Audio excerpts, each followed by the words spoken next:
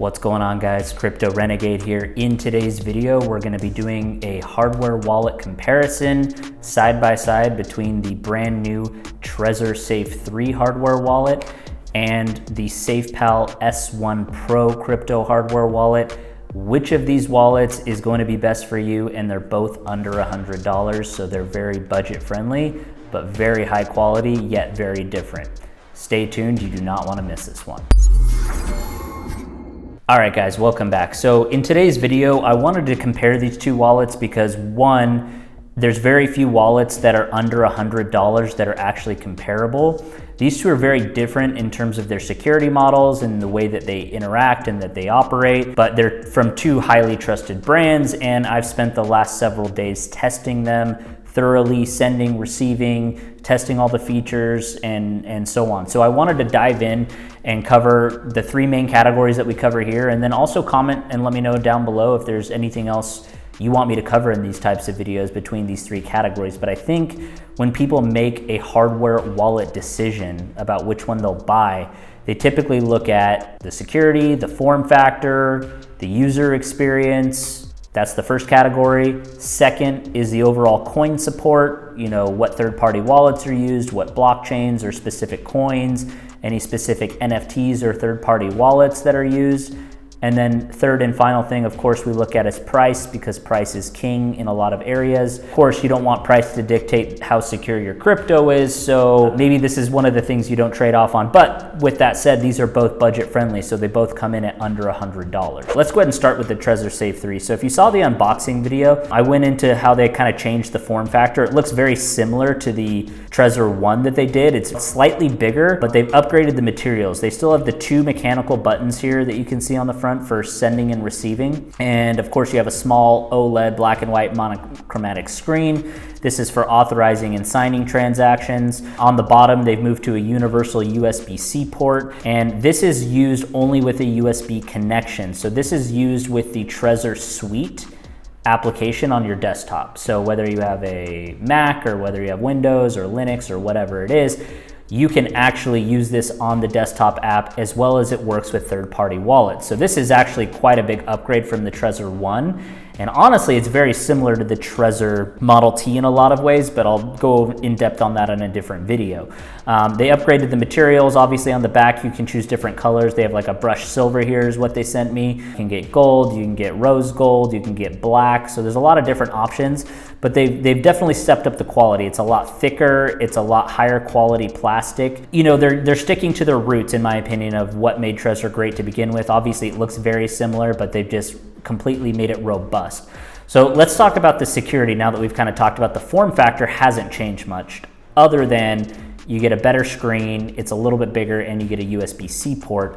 They did add a security element chip in this device, which is a first for Trezor. They've never done this before, and this is a CCEAL6 Plus security element chip, similar to what you'll find in, say, like a Tangent wallet, or what you would find in some of these other newer wallets that are trying to get that CCAL6 certification, which is a really good sign that they're upgrading the security for the Trezor. And I think that they're going to be doing that using their Tropic Square, which is a company that they set up as well for making open source secure element chips, which is really needed in the industry. This is really a welcome adjustment. Obviously, it's more secure. The additional security thing that they added on the Trezor Safe 3 here is a passphrase option. Previously, that was only available on the Trezor Model T, and I'll explain what I mean by this. So when you set up your recovery seed phrase, which is anywhere from 12 to 24 words, when you initialize and set up the device, that's the backup to your device. So if this is ever lost, smashed, destroyed, whatever, you use that recovery seed phrase to restore all of your funds to a new wallet. What they've added here is,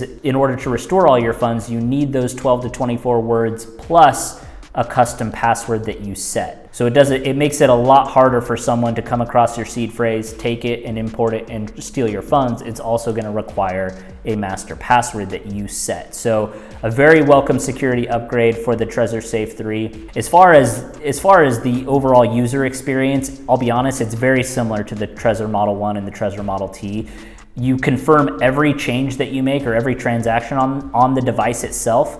The seed phrase is generated on the device, the private keys are stored in the secure element chip, Everything is done on device, which is really nice. The interface, or the way that you initialize and you set up transactions, is through the actual Trezor suite.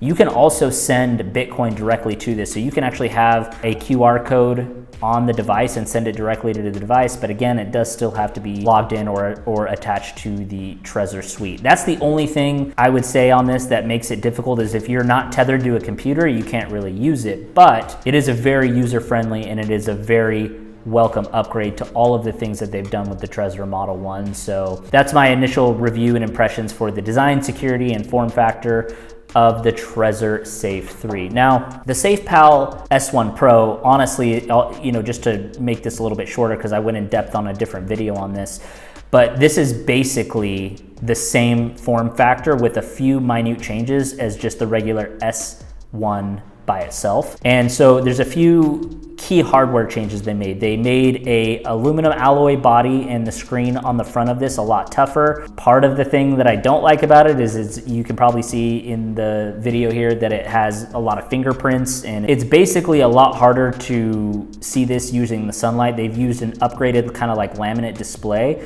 Still very good, still very high quality. You still get your navigational D-pad. You get the full 1.3-inch color display for your navigation using your different coins and whatnot. You have the mechanical button for powering it on. You have the USB-C port on the bottom, which is used for upgrading the device, charging the device, upgrading firmware and such.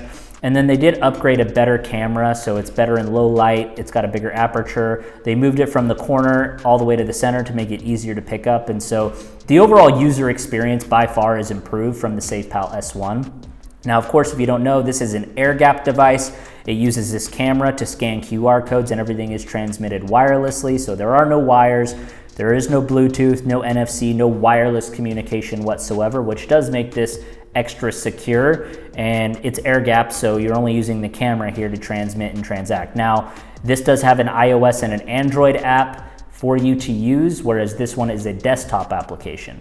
So as far as the user experience goes, this is pretty light, but it feels pretty robust. You're gonna be having virtually the same user experience as you did with the S1. But as far as this device goes, as far as the security, it's using a CCAL5 Plus security element chip. So from a security standpoint by itself, the SafePal S1 is a little, or S1 Pro, sorry, is a little bit less than the Trezor Safe 3. Not a massive difference, but one's a 6, one's a 5. So take that as you will. So that's the overall design, security, and form factor. They also had an internal processor upgrade on this, as well as a bigger battery. So if you were having issues with battery life, user experience, they did basically a complete overhaul to make the S1 and S1 Pro virtually look the same, but they've upgraded a lot of the physical hardware materials and so on. So user experience is still pretty good. My one gripe is I wish that they had a bigger D-pad and a bigger screen. Hopefully they can come up with a design that's going to accommodate that, because it's still a little bit difficult to navigate and to do that. So, it's still fine. It still works. It's just, I wish personally, and my preference is just my opinion, they could have done a larger screening on a larger D-pad, and it would have been a lot more user-friendly. Since I'm holding this, let's talk about the coin support for the SafePal S1. As you can see on the device, I want to at least cover that this covers all major coins, over 10,000 coins and tokens. It covers all the major blockchains. As you can see, we got Bitcoin, Ethereum, all ERC20 tokens. It's got the BNB chain, obviously, so all BEP20 tokens for Binance Smart Chain.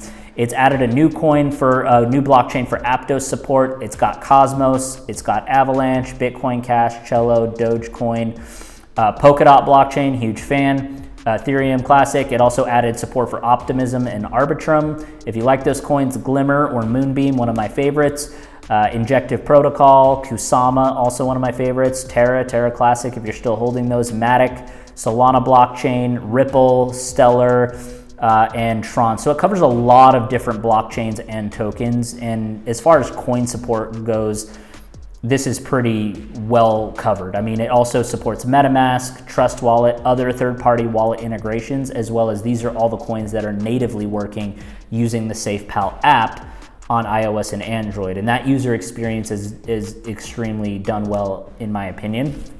So coin support, this honestly I think is gonna win, but let's talk about what we have here on the Trezor. Now obviously you can't see because I don't have the Trezor plugged into a computer, but the Trezor coin support is A lot of the coins that weren't supported on the Trezor 1 are now supported on the Trezor Safe 3, which is huge.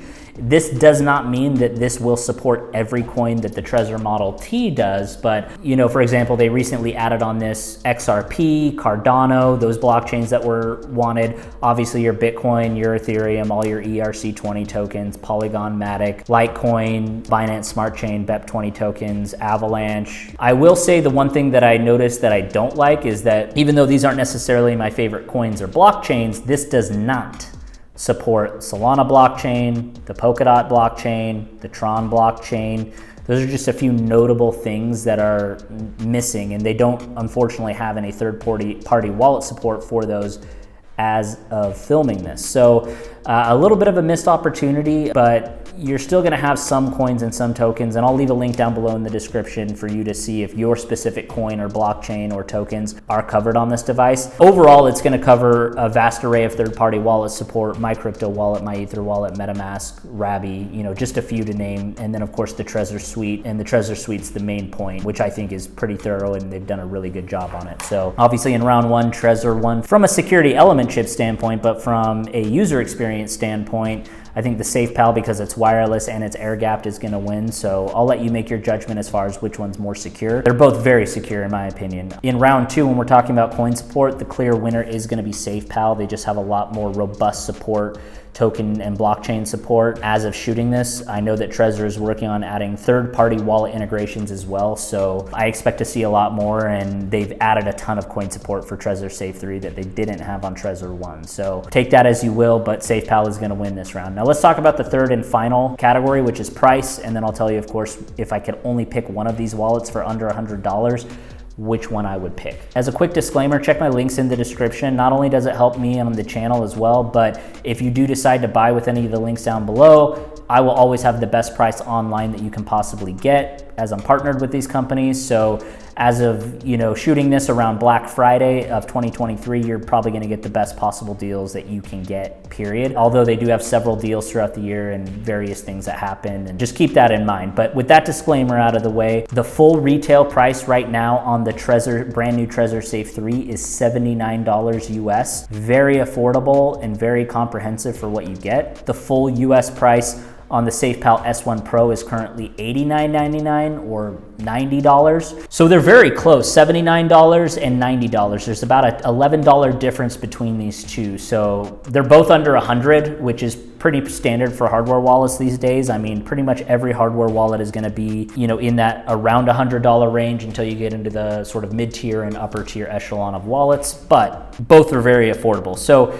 if it comes down to it, which of these two wallets would I pick if I could only pick one? I think from an overall value standpoint, and this is difficult because Trezor has a long history of being secure, has a lot of longevity. They take extra security measures, and they've added in a brand new security element chip that is superior to the SafePal. Personally, as much as I love Trezor, and I do, I would still pick the SafePal S1 Pro. And the only reason I would say that in this scenario is they're both under $100. This one is air gapped, which does make it more secure. I can also use it on the go. I don't need to be tethered to my computer to sign or send a transaction, and I can use it on my mobile phone and device. Not to mention the SafePal does have a lot more coin support, and it does give you sort of that, you know, that usability. Now, that's not to say Trezor Safe 3 is bad by any means. I actually really love this device, and it was actually a tough call. This is a very, very welcome upgrade. So if you've used Trezor 1 or if you've used Trezor Model T and you like the way that it works, then Trezor Safe 3 is just a huge upgrade to that. So just keep that in mind. I really like both of these, but if I had to pick one, it would be the SafePal, just for the coin support and just for the mobile use and it being air gapped. As far as a security standpoint, theoretically, the Trezor is more secure based on the secure element chip, but again, air gap. So it's really difficult. I will say SafePal, if I have to choose one, is gonna be the one. Let me know what you guys think down in the comments below. Trezor has clearly a much longer history and better reputation than SafePal. Not to say SafePal is bad in any way. I'm just comparing as much as I can closely to help you make a informed decision. If you're looking for coin support and you're looking for usability, SafePal is gonna be your choice. If you're looking for something that you don't mind using on a computer and you like have that interaction, and also from a security standpoint is good as well, because if someone finds this by itself, they can't power it on and they can't attempt to use it. And if they know your PIN, they actually have to be signed in to your Trezor suite. So think of the trade-offs. figure out what works best for you, and let me know down in the comments which one of these wallets you would pick and why. And also let me know down in the comments which wallets you want me to continue comparing. That's helpful to you. And if there's any other details or categories that I missed, please let me know as well. And I appreciate all the love and support. I will go ahead and wrap this up here and see you guys in this video here where I have the LOCKUP Titan 2 versus the SafePal S1. I will see you guys in that video now. Crypto Renegade out.